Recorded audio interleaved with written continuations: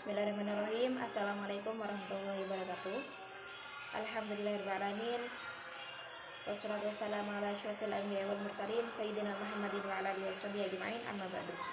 Dan saya takdimi dan saya muliakan pengasuh Pondok Pesantren Yayasan Ginggong Kiai Haji Muhammad Hasan Mutawakil Allah SHMM, yang terhormat Rektor Universitas Islam Yayasan Ginggong Bapak Dr. Abdul Aziz Wahab BAMAG, yang saya hormati Ibu Ayu Lestari selaku dosen pengampu mata kuliah pendidikan kualitatif, dan tak lupa pula kedua orang tua saya yang saya cintai dan teman-teman tadris matematika yang saya banggakan.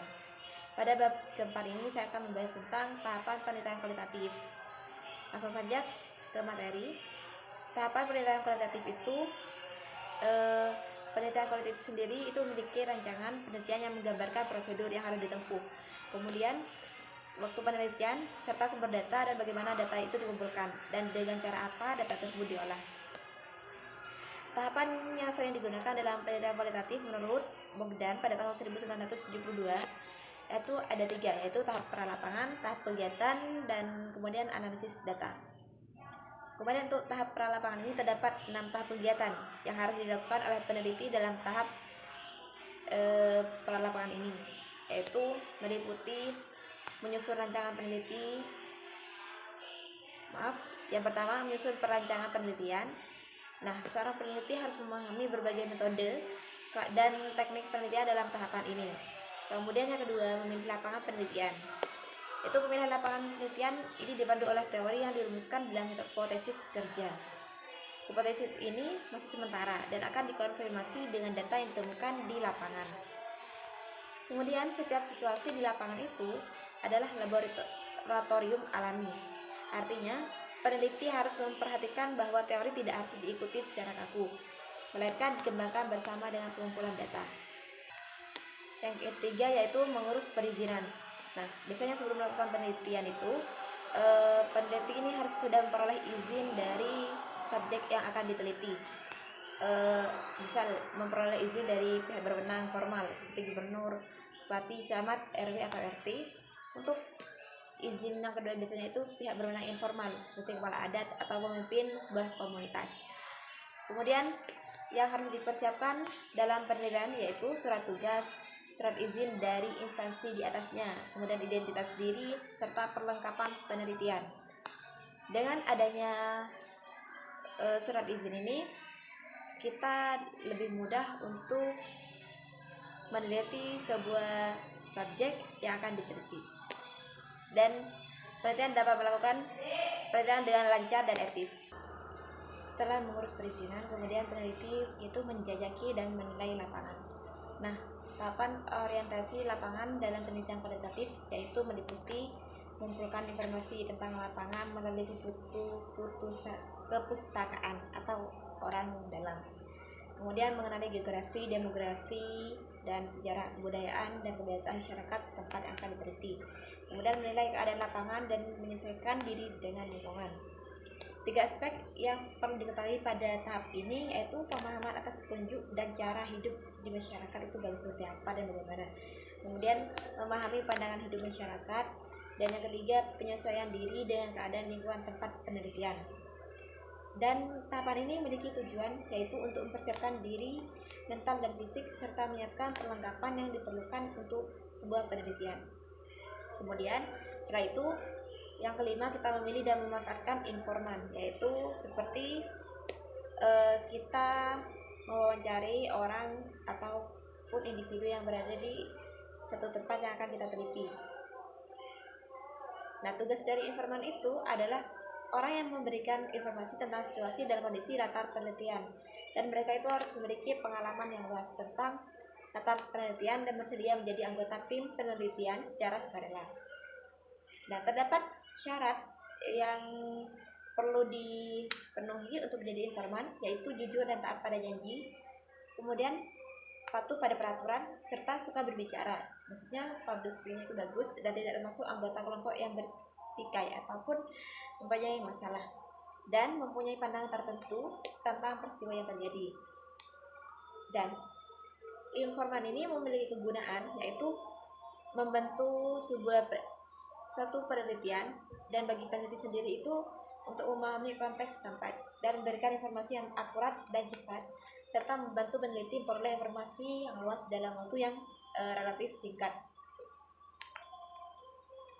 Kemudian yang keenam yaitu menyiapkan perlengkapan penelitian.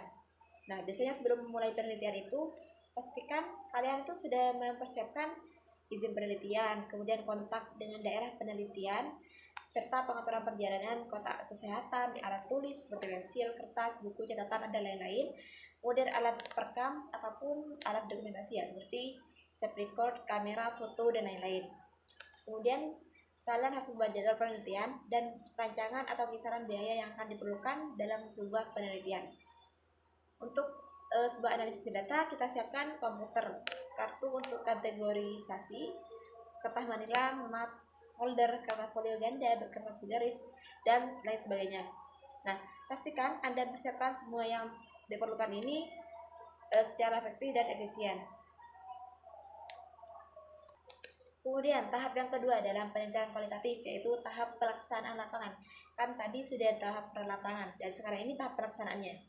Nah, dalam tahap ini peneliti mengumpulkan data yang diperlukan dengan menggunakan metode yang telah ditentukan tentang tahap pekerjaan lapangan dan lain sebagainya. Itu ada sebagai berikut. Yang pertama yaitu memahami latar belakang penelitian dan persiapkan diri. Dan kemudian diuraikan menjadi beberapa tahapan di sini, yaitu pembatasan latar dan peneliti.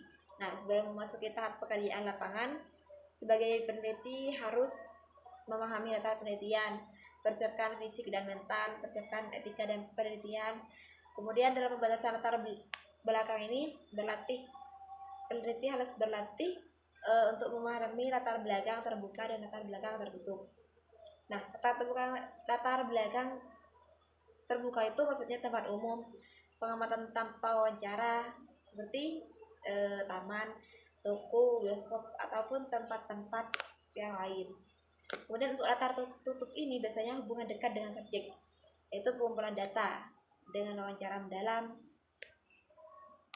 ataupun lain sebagainya.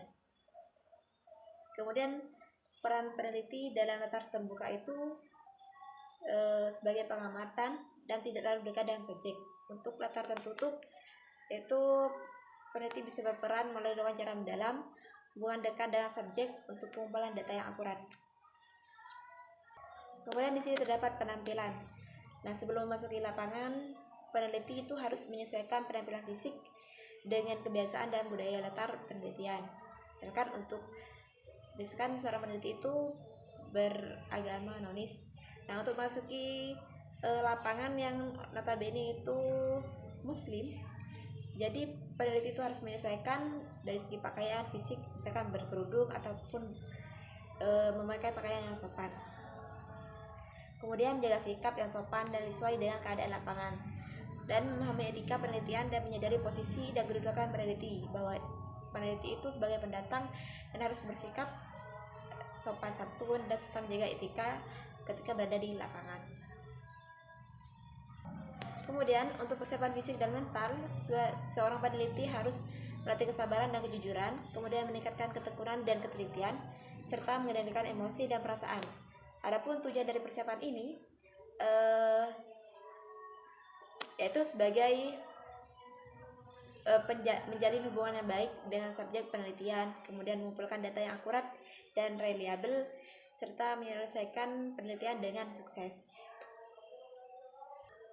Kemudian untuk jumlah waktu studi atau waktu penelitian. Nah, peneliti ini harus pandai mengelola waktu dengan efektif dan efisien saat melakukan penelitian di lapangan. Nah, jika tidak, peneliti dapat terlalu terlibat dalam kehidupan subjek penelitian dan kehilangan fokus pada tujuan penelitian. Nah, penelitian harus tetap berpegang pada rencana waktu yang telah disusun, yaitu yang pertama kan yang tadi itu membuat jadwal ataupun reng-rengan kayak kegiatan dan serta biayanya itu gunanya. Dan tidak lupa bahwa ada banyak hal yang lain yang harus dilakukan oleh seorang peneliti, seperti menganalisis data.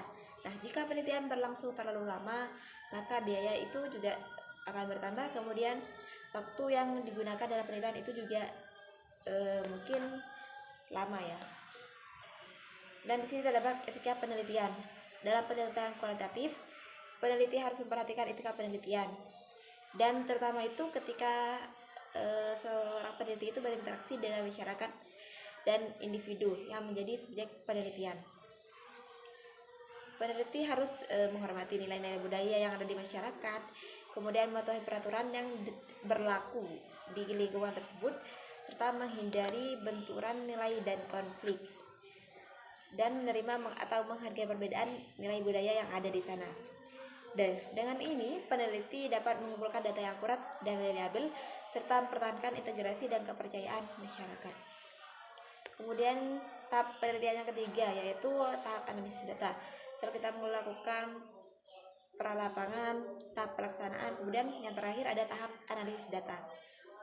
Nah, di sini analisis data kualitatif yaitu merupakan proses mencari dan menyusun secara sistematis data yang diperoleh dari hasil wawancara ataupun catatan lapangan serta melalui dokumentasi.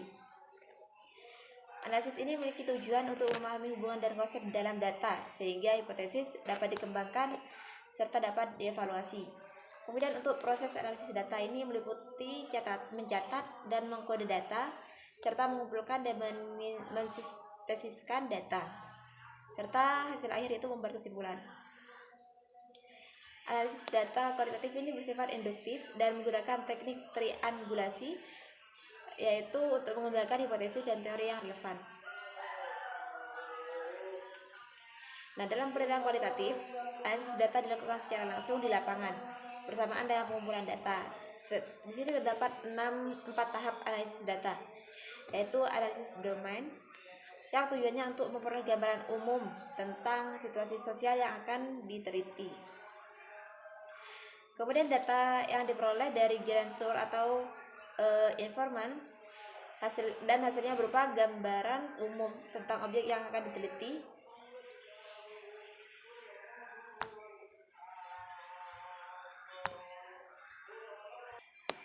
Kemudian teknik analisis data yang kedua yaitu analisis taksonomi. Nah, analisis taksonomi adalah lanjutan dari analisis domain yang mengurai data menjadi lebih rinci.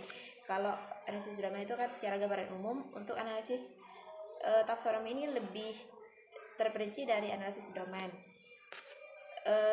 yang mengurai data menjadi lebih rinci dan disajikan dalam bentuk biasanya diagram ataupun outline itu. Teknik analisis data yang ketiga yaitu analisis komponensial, yaitu mencari perbedaan atau kontras dalam domain, bukan keserupaan ya. Tapi data yang dikumpulkan itu bisa melalui observasi, wawancara, dan dokumentasi yang terseleksi dengan teknik triangulasi. Tujuannya adalah untuk menemukan dimensi spesifik dan berbeda pada setiap elemen. Teknik analisis data yang keempat yaitu analisis tema.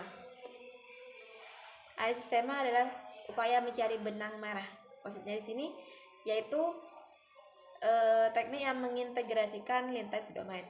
Dengan menemukan benang merah ini, peneliti dapat membangun konstruksi bangunan, situasi sosial ataupun objek penelitian yang lebih jelas dan terang. Kemudian setelah kita melakukan teknik analisis data, kemudian melakukan proses analisis data. Proses analisis data ini dilakukan sejak sebelum masuk di lapangan.